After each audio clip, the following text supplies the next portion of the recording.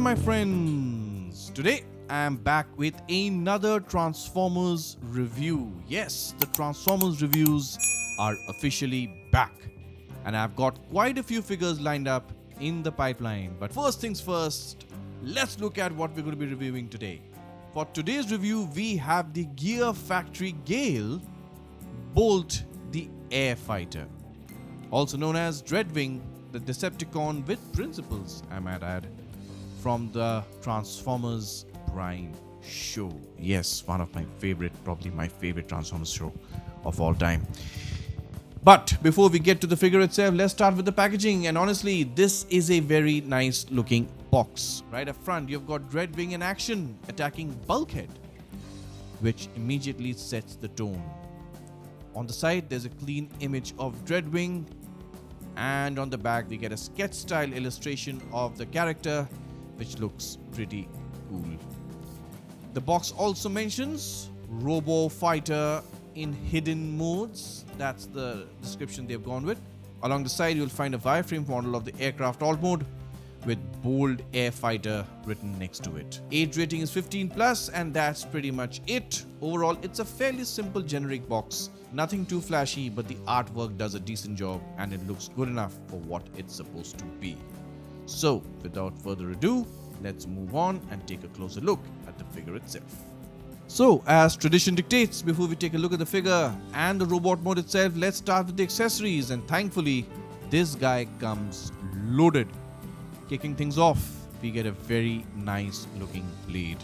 The sword is beautifully sculpted, nicely painted, looks very shiny, and feels like it has been pulled straight from the Transformers Prime universe, as there are a lot of sharp edges and geometric shapes going on, which really suits the character's design. You also get a tab on the sword, allowing it to be mounted on his back, which looks pretty slick. Next up, we have the big cannon, something we have actually seen in action in the Transformers Prime animated series. The sculpt and paint here are excellent, and it feels very show accurate. You also get an additional blade that can be attached directly to the cannon, giving it this cool bayonet style cannon look, which honestly works really well. Now, here's a nice touch. You can remove the back portion of the cannon and convert that into a hilt, which then allows you to attach the extra blade separately. This means you can equip him with dual swords, and yes, it looks awesome. One blade is slightly larger than the other, but visually it still works. More importantly, Dreadwing holds them really well, so no complaints there. Moving on, we also get two bombs, which are directly inspired by the ones Dreadwing uses in the show. These even feature molded timer details, and they look extremely show accurate. A really nice bonus is that they came with the tabs that allows them to be mounted in both robot and alt mode. To go along with the bombs, you also get a detonator or possibly a communicator. I honestly don't fully remember which one it was in the show, but either way, it's accurate to what Dreadwing used. This accessory can also be attached to the figure. I really appreciate this. This is very good stuff from Gear Factory. And finally, we get alternate heads. The first one features a smirking expression, which looks fantastic, adds a little bit of a personality.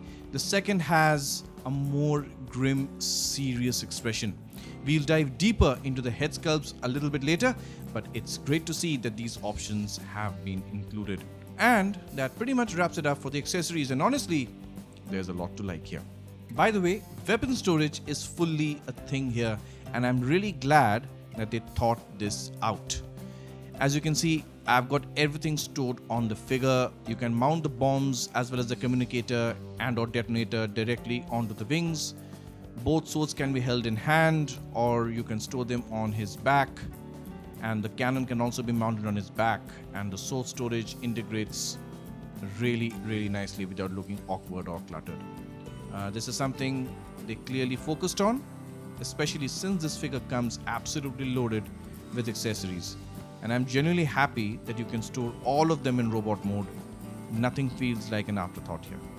And finally, taking a look at the figure itself, and I've got to say, this is an excellent representation of Dreadwing from the show. There might be one or two minor differences here and there. I don't remember his 3D model down to the last pixel, but visually, this guy absolutely nails the look. The paintwork is one of the biggest highlights here.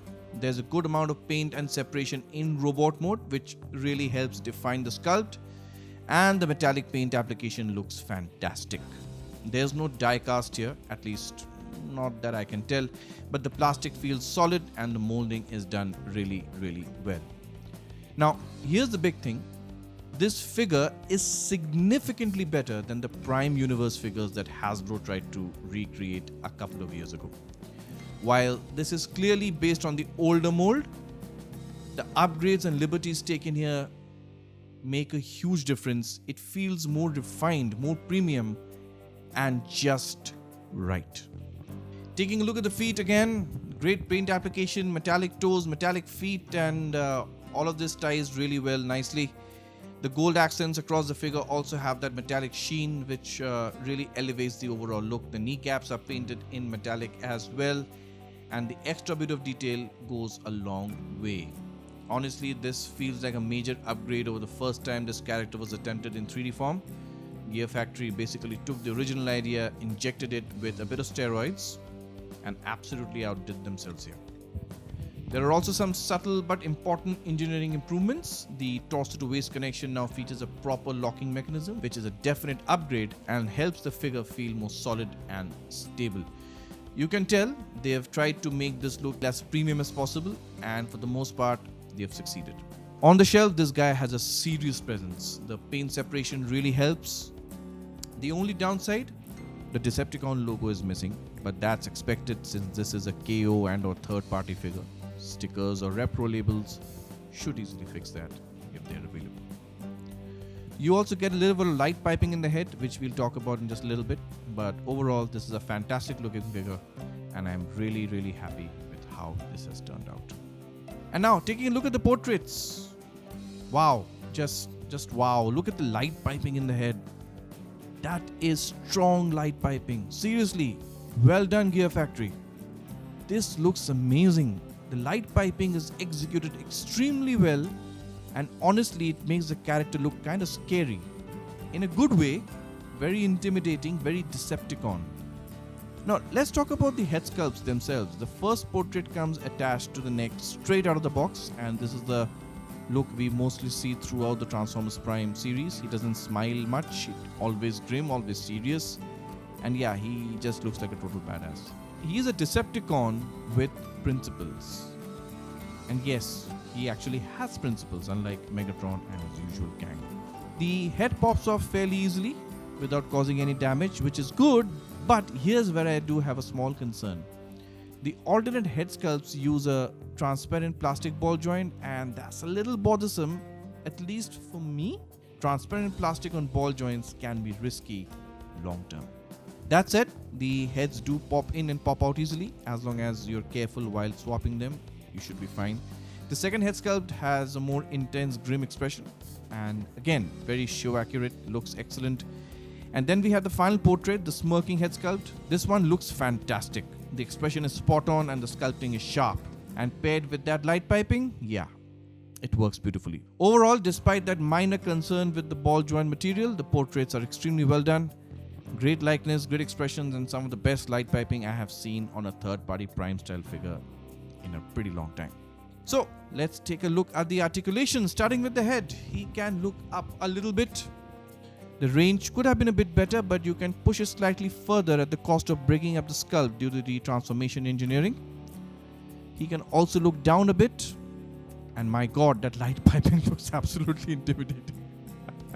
I'm so taken by the light piping here. Anyway, the head is on a ball joint and you get a full 360 degree rotation along with some really nice tilts and expressive angles, which works very well for this character. Moving down to the shoulders, the shoulder pads can move back and forth, do feature a slight butterfly movement. The arms can come out to the side and rotate fully. Though movement does get restricted because of the wings, you do get a bit of a shoulder swivel thanks to the ball joint setup. For the arms, you get a single joint elbow a bicep swivel, a wrist swivel, and yes, articulated fingers. Now here's the big downside. No waist or torso articulation at all. That's a pretty significant miss, especially for a figure at this level. It definitely limits some dynamic posing. That said, the lower body does redeem things a bit. He can do the splits for days, which is always impressive. You also get a nicely hidden thigh swivel, and the knees bend almost 90 degrees, probably 90 degrees. Interestingly and quite unusually, he also has a toe swivel, which is actually very helpful with stability and posing. He can kick forward and back slightly, and the feet have a bit of a forward and back movement as well. Again, that's mainly because of transformation. The wings do articulate to a degree, allowing some adjustment, and the back thruster along with the tail fins can also move up and down slightly too. So overall, the articulation isn't amazing, but it's decent enough to get some solid poses out of him. But the lack of waist articulation definitely holds it back from being truly great. So that pretty much wraps up the robot mode. Now let's move on to the alt mode, and the only way to get there is by transforming him into his aircraft form.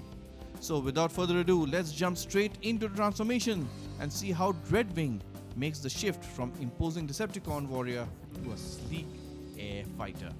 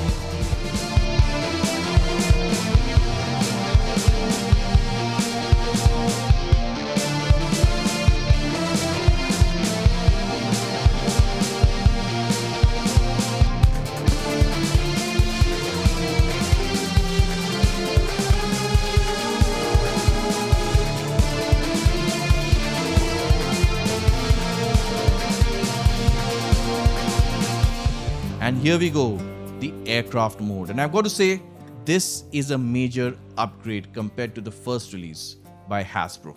This looks really, really good. As I've been stressing throughout this review, the paint separation between the blue and those metallic gold accents is excellent, and it really shines through in the alt mode. The transformation itself is fairly straightforward, not overly complex, not frustrating, and definitely not the hardest transformation I've handled. I'm generally happy with how this has turned out. That said, there's a little bit of a kibble underneath the jet, which can be slightly bothersome, but honestly that's not something Gear Factory could have done much about, considering the original design and the transformation scheme. The good news? The hands are not sticking out of the back of the jet. And for that, I am very thankful. And it makes the aircraft mode look far more cleaner. Yes, I do wish the underside kibble management was a little better, but when you look at how good the robot mode is, I'm actually willing to let that slide. Realistically, this is a figure that's going to spend most of its time displayed in robot mode anyway, so it doesn't really matter. In terms of loadout, you can attach the cannon on one side, the sword on the other, and mount the bombs on the wings, and that looks pretty solid. However, mounting the cannon on top of the jet, yeah, that looks absolutely ridiculous. I'm not a fan of that configuration at all. So overall, the alt mode isn't perfect, but it's clear improvement. It looks sleek, yet it holds together well and it stays true to Transformers Prime aesthetics. And with that, pretty much wraps up our alt mode review for Dreadwing.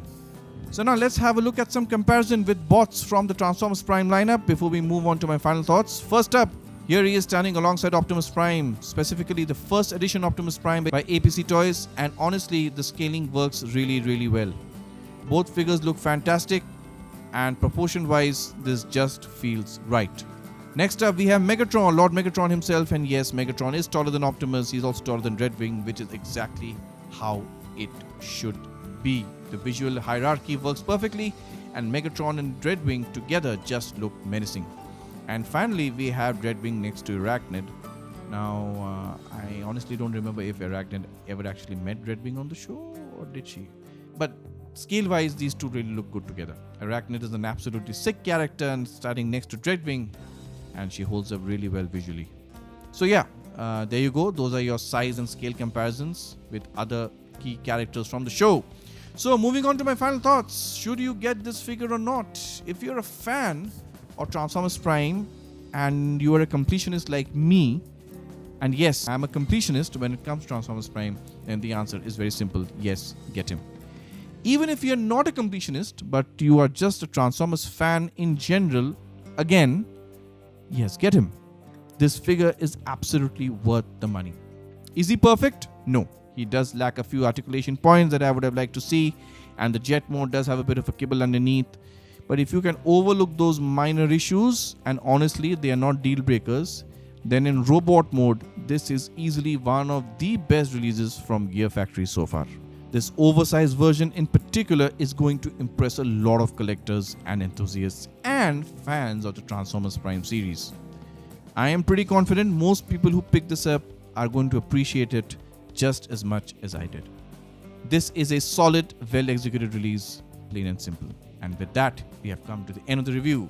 If you have liked this video, do like, comment, share and subscribe. And even if you don't like the video, still subscribe. Let's not pretend the button bites. Subscribing is free. It costs you nothing, no energon, not even a Decepticon insignia. It just takes one click and it really helps the channel. And if you have hated the video, go ahead and like it anyway. Confuse the algorithm. Let the algorithm sit there and wonder what it did wrong. Worst case, you get my deepest blessings. Best case, you get more Transformers reviews. Honestly, that's a win-win. And always remember, till all are one, I'll see you next time. Ciao.